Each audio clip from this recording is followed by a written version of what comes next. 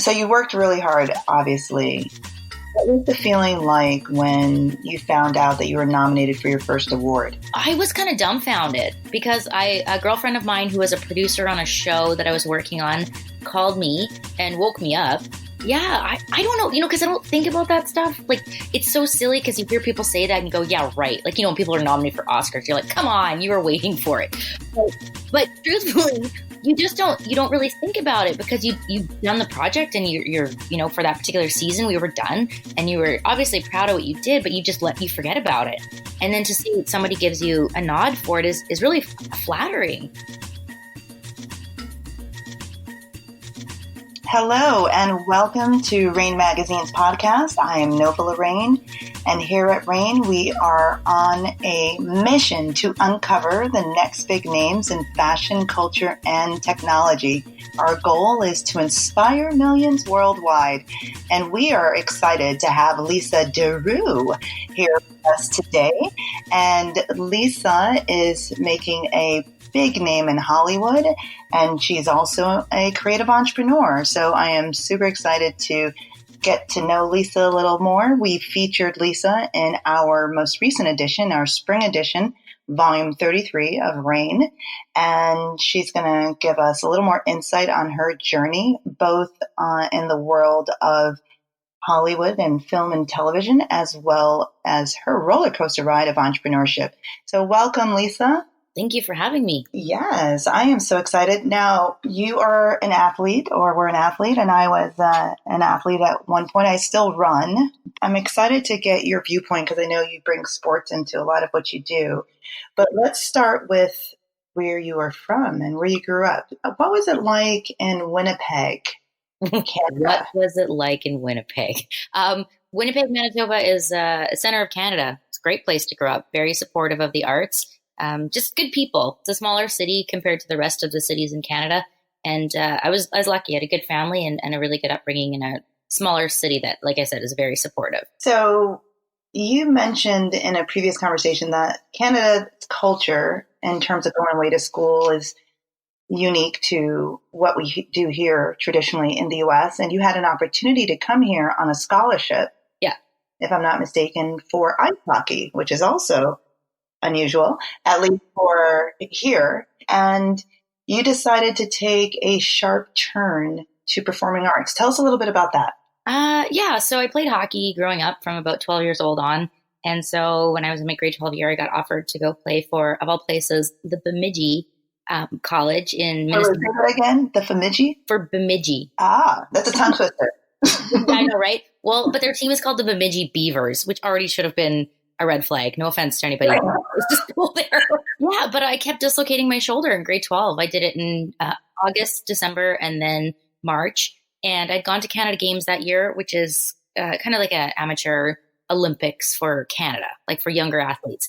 And it was cool, but I didn't have a great camp because I had just dislocated my shoulder for a second time right before I went. And so I knew I had to get it fixed. My mom had suggested rather than go and just end up being injured and on the bench the whole time, take a couple courses at university here locally, which I did.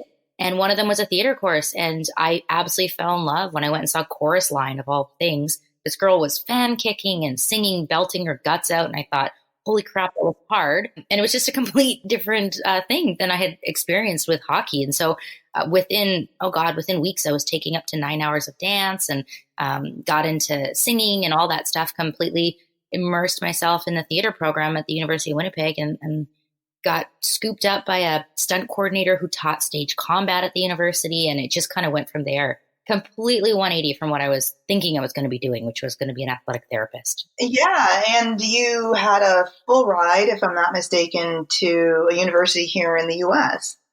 So I'm curious, what was going on? Were your parents completely supportive with the switch? And how did you break the news to them that you weren't going to take this job?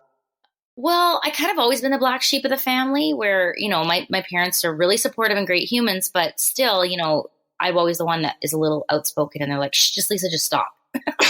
so they were, I don't think they were completely surprised that I yet again threw another curveball at them, but I will say my mom's response was, well, and she's completely on board, but at the time, she went, "You want to be an actress? Well, you and 3 million other people." So I never let that go. I always bug her about that every time. Like even she went and saw a premiere last night that I was in, and she's like, "I loved it." I was like, "Yeah, you and 3 million other people." She's so fun. She's great about it. My dad had a little bit of a harder time because, that was our thing. Like, we didn't have boys in the family. I was the tomboy. So he was a little choked, but I will say the first time I brought home a check from doing any kind of film work, he was like, "That a girl." So okay. I get that. All right. He got over it real fast. Real fast. I really would like to try to wrap my head around this. How long did it take you to acclimate to the performing arts? I mean, doing ice hockey, yes, I'm sure you're agile and strong, but that doesn't necessarily mean you'll be coordinated when you're being taught a dance routine or singing, So tell me how that was, that experience. I would say there was a few years of being very humbled. I thought that I would be phenomenal at it because I was young and eager, and I was like, I could do this. Walked into a ballet class with 6-year-olds, and my teacher was a very good-looking 16-year-old or 17-year-old guy, and right away you're going, oh, crap. But I will say probably the singing thing only took about a year or so to really get comfortable with it because someone had given me the advice, however loud or however strong you feel when you laugh, those are the same muscles. So if you can laugh, which I have a pretty distinct loud laugh, I knew I would be okay with the singing thing. Plus, my parents are the kind of people that are quite good at a lot of different things, and dancing was always something. Like we'd go, to weddings and stuff. My parents would be on the dance floor. So movement was very, came naturally to me. It wasn't that big of a change, I would say. It's always been part of my life.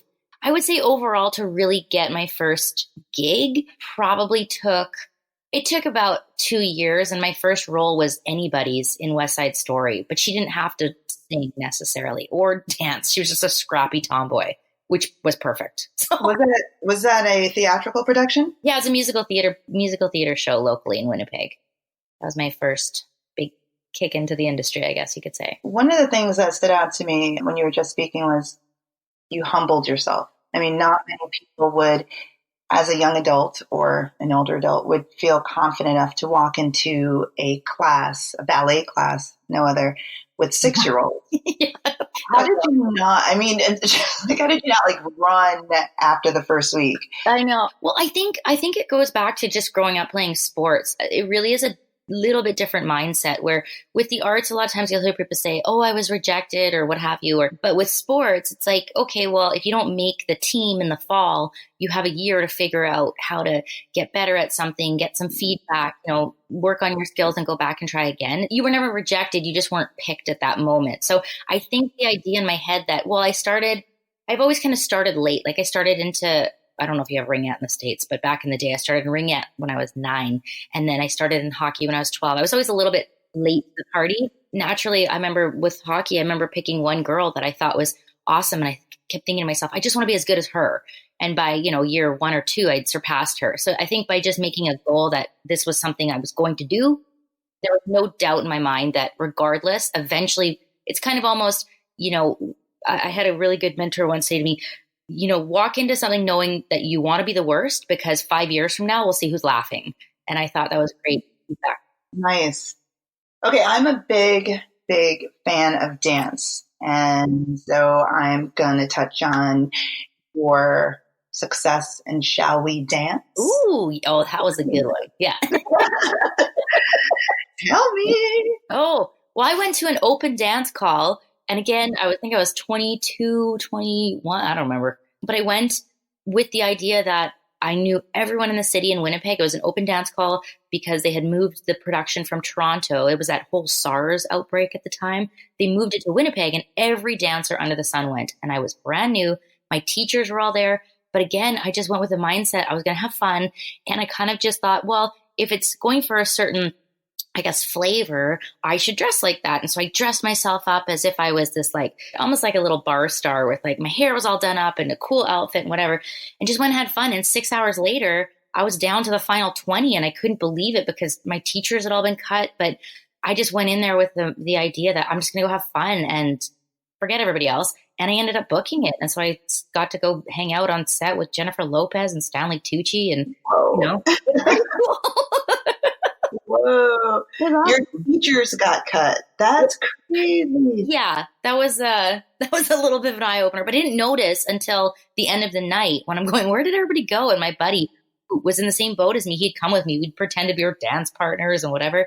He's like, Lisa, they all got cut like 2 hours ago. It's like, whoa, I need to pay more attention to my surroundings. Wow, that's pretty awesome. It was awesome. It was great. So you worked really hard, obviously.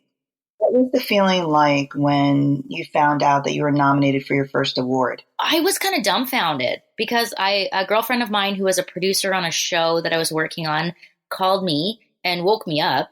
Yeah, I don't know, because I don't think about that stuff. Like, it's so silly because you hear people say that and go, yeah, right. Like, when people are nominated for Oscars, you're like, come on, you were waiting for it. But truthfully, you don't really think about it because you've done the project and you're for that particular season, we were done and you were obviously proud of what you did, but you forget about it. And then to see somebody gives you a nod for it is really flattering because you go, okay, well, I knew what I was trying to do. I'm just really excited that you got it. It was dumbfounding. I got up and had coffee and called my mom like normal people would, I guess. And it was great. What did your mom say? What do you think she said? Oh, you and 3 million other people. You gotta love moms for keeping you grounded, right? Oh, she's great. She's great. Yeah, she's a good jokester. She was funny about it. No, she was proud. Of course she was proud. Yeah, of course. A few of your projects, The Perfect Catch, The Chronicle Mystery, Supernatural, Heartland, are well known. If you could pick one that you had the most memorable experience in, which would it be and why? Oh gosh, for sure, Pregoland.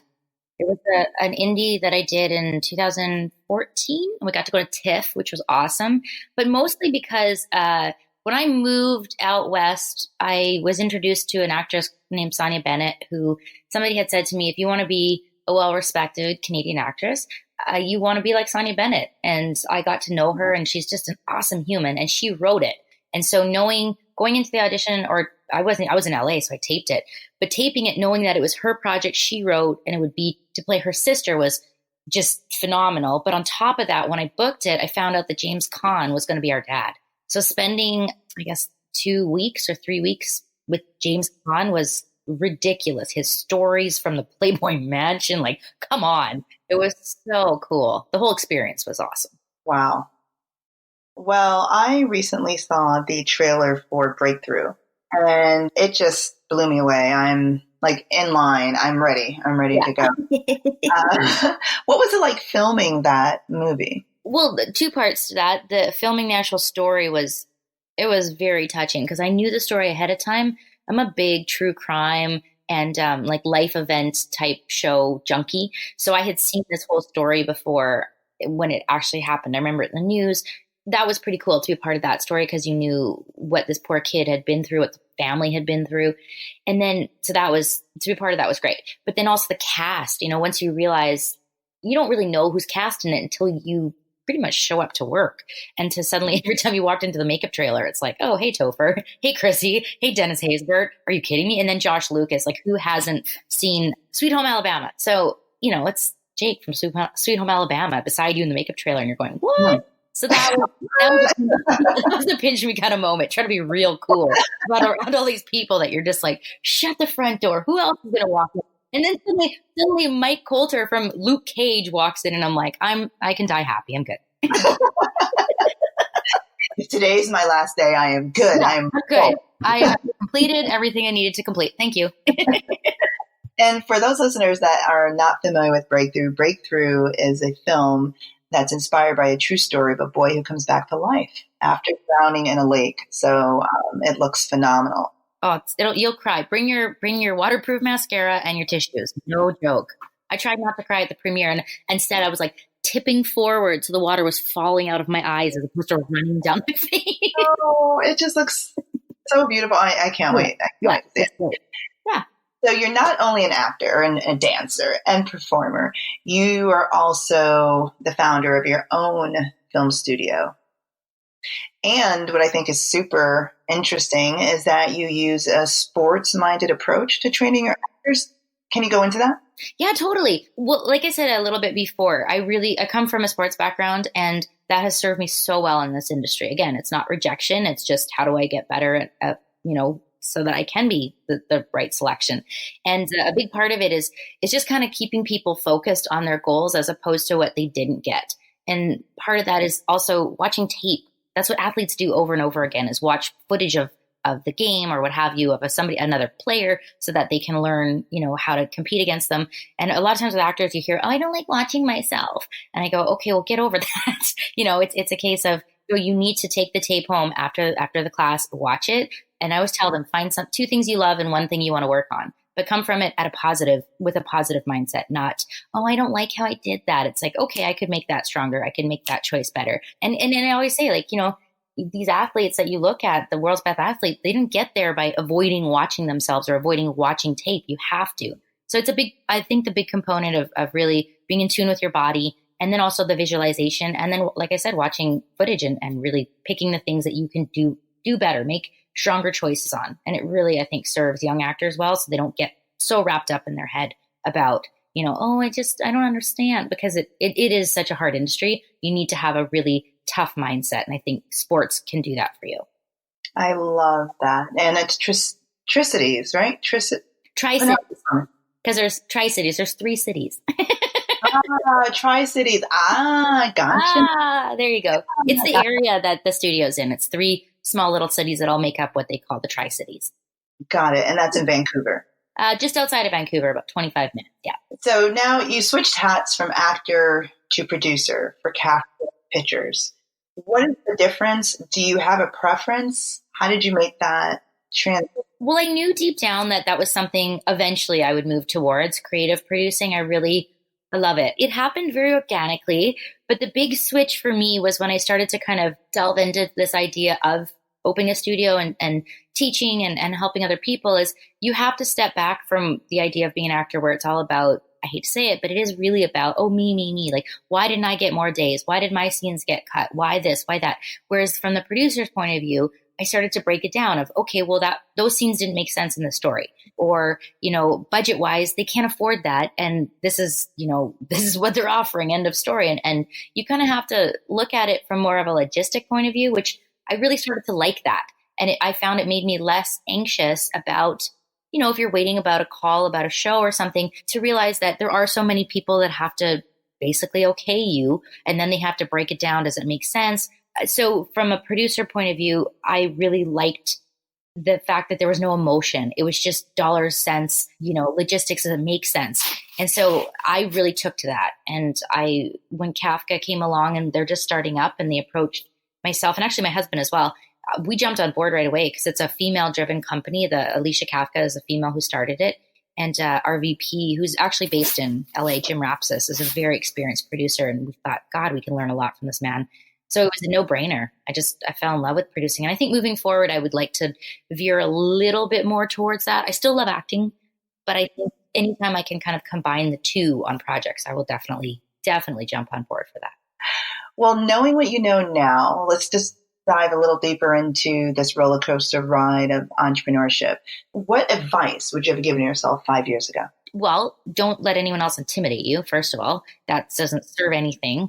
I think personally, that was kind of my Achilles heel, was at times I would just let that creep in a bit. So I'd say, get rid of that. And also to just welcome changes. In other words, if things are thrown at you that maybe not what you expected or what you wanted, be open to that. I used to be really good at that. And I think when I got into acting, sometimes you get a little hyper focused on what you want. And so, if it's it's a cliche, but if one door closes, the window opens, all that stuff, it's true. Be aware of what other opportunities are coming at you when the one you specifically were going after perhaps didn't work out the way you want. Be open to everything, because there is absolutely no bad option when it comes to just, an experience or a learning lesson. Definitely be open to everything. I agree. I say a lot of times that when a door closes, it actually brings you closer to what you want to do. The no is actually bringing you closer to the right yes. I like your version better. That's valuable, and it's all your perspective, right? Like you said, if you get hung up on this one thing, being flexible and open is so important. You're getting something from that experience regardless. So I love that. I love that.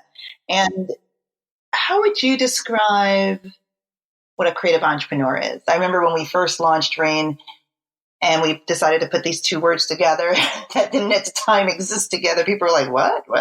How would you describe creative entrepreneurship? I don't even know how to put that into words. Like, I would just say, as an actor, you pretty much are instinctually a creative and entrepreneur. You know, an actor overall is an entrepreneur in every sense of the word. And I think I didn't get that. I didn't get the business side of it until way into it, like years into the industry. So I would say overall, if you're going to say how do you describe a creative entrepreneur? It's an actor. It's somebody who is of a creative mindset that is also at the same time forced to be, you know, kind of that left brain and right brain person, where one side of you is instinctually always trying to create and trying to do things like that. But you have to be that other side of your brain where you have to be your own accountant and your own, you know, manager and all those things. So yeah, I would just say, me personally, it's exactly that. It's an actor. Right. This is right. Your gift is your revenue source, and you have to manage both. It's trying to balance the yin and yang of that, because I do think a lot of times as a creative person, you get really caught up in, and again, it's me, what do I need or what am I getting? But the other side of it is an entrepreneur, you know, it's a relentless fight to get your business off the ground, and there is no time off and there is no, you know, day off or whatever. So it's kind of rough because you're amalgamating the two, but you have to if you want to succeed in the film industry. It's inevitable. Right. And to your point, there's one side of acting where it is, you know, self-focused because you have to bring your best self. And then there's the other side where you're producing art for the greater good, to inspire the greater good, right? And both of those feed off of each other. And I feel that the entrepreneurs that I've been blessed to have come across are always creating something to make their communities better. And so I think that's also the overlap in terms of what you're describing as an actor, as being creative entrepreneurs. So balance sometimes doesn't work and we get burnt out. Think back to a time that you were burnt out and how you overcame that. Can you share that with us? I don't know if it was like a full burnout, but I definitely felt a lot of pressure about a week ago. I have a brand new baby. She's 9 weeks this month. But last week, we had to go to LA for the premiere for Breakthrough. So within the span of 1 week, we flew with her for the first time. We went to the premiere. We had a whole bunch of meetings with different directors down in LA for Kafka. And then I had a pitch at Hallmark on Friday morning. And then I hopped back on a plane on Saturday morning to get back to the studio to teach all weekend. And it became just kind of a whirlwind of, I don't even know what day of the week it is, but I loved what I was doing. So come this Monday, my husband, bless his heart, was like, Lisa, you need sleep, girl. So I got about 8 hours and he bottle fed the baby for me, which was awesome. So yeah, I don't know. You know what? I would say another point, a really good example would be last summer. I was working on a couple different shows at once. So I was jumping back and forth between Calgary and then here. And then I had a friend's wedding in Winnipeg that I refused to miss. So it was one of these where like you're shooting all week between two different cities. So you're bouncing back and forth on the plane. And then on the weekend I had this wedding, but of course, Murphy's Law, my filming on Friday night went until early Friday morning. So I had an hour sleep in my car at the airport before flying to Winnipeg for this wedding.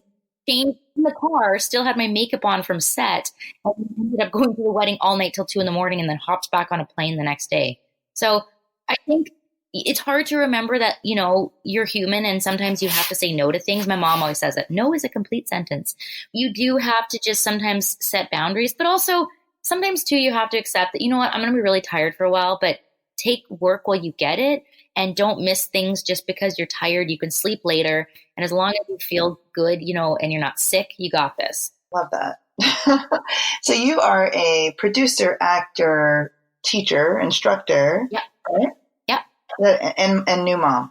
Yes. Okay, guys. So for all those that are listening, you can do everything. Okay. You need help. There's no excuse. Lisa is handling her business. I love it. What project are you most excited about that's on the horizon? It's so tacky and silly, but being a new mom, to be Oh, honest, like I yes. know that's so cliche, but No, it's not. I'm so jazzed. Like I didn't ever think I actually wanted kids. I was cool with not having kids. And all of a sudden my husband one day just turned and was like, I think I want kids. I was like, holy bananas, we better hurry up. Like we're gonna run out of time. And we were so lucky to get pregnant so quickly, which I know is not the case for a lot of people. So even right up until I had her, I was a big advocate for go back to work right away and do everything you want to do and all that stuff. But there's just something that really softened inside of me the minute that I had her, that I just went, you know what? I'm jazzed to work and all that stuff, and all the stuff I've got going on is great. I'm doing it for her in a way to provide for her. But I'm just so excited on the days where I can sit in my pajamas and hold her and just, everyone keeps saying enjoy the time because they grow so fast.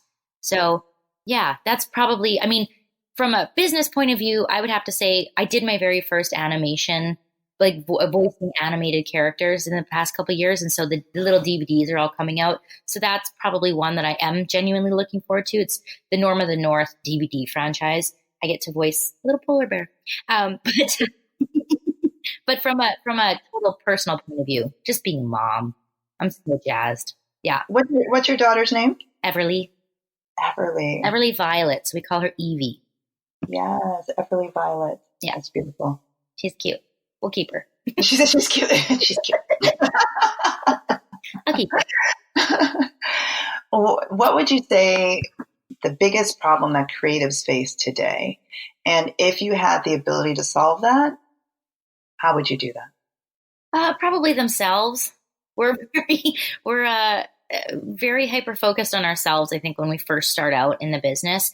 And I would say the biggest problem is just letting other people invade your brain in a way. Now with all the social media, everyone has direct access to you, which is great. And it gives you a voice, which is amazing.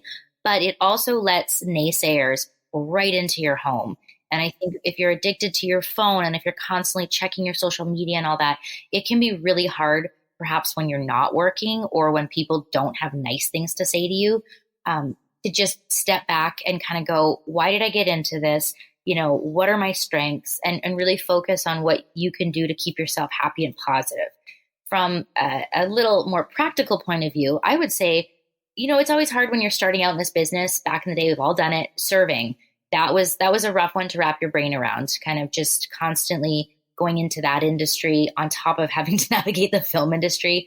It was, I would say, if you can do something from a business point of view that can run alongside of the acting portion that will allow you, like, for example, owning your own business, get a business degree, start something up for yourself that you're really proud of, and something that you can control, because acting you can't. So creatively, I think you need to do things for yourself that fill you up as a person, that you're not going to have to rely on other people, and then just completely keep your head out of the mentality of, getting validation from other people. Do things for you. That's probably, to simplify, do things for you that fill you up, that make you feel good about yourself, and don't worry about other people. Just get out of your own way and just focus on what you want.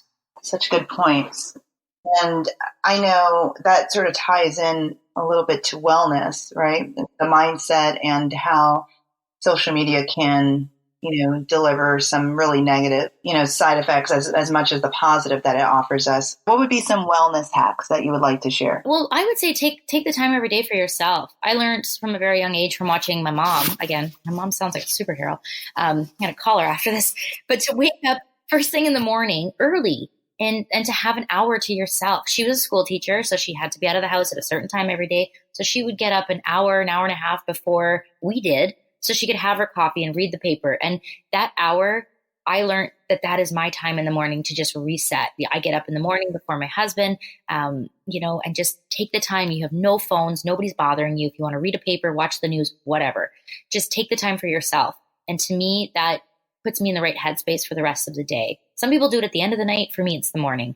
And I think I'm a big believer, mind over matter. I was diagnosed when I was 16 with MS, and my mom and dad just were crystal clear. You either own it or you let it own you. And it was made very evident to me that if you choose to try to lead a positive life, regardless of what happens to you, you will be happy and you will have a positive life. And so I really think but you need to work at it every day. There's no quick fix. You need to put yourself in a good headspace.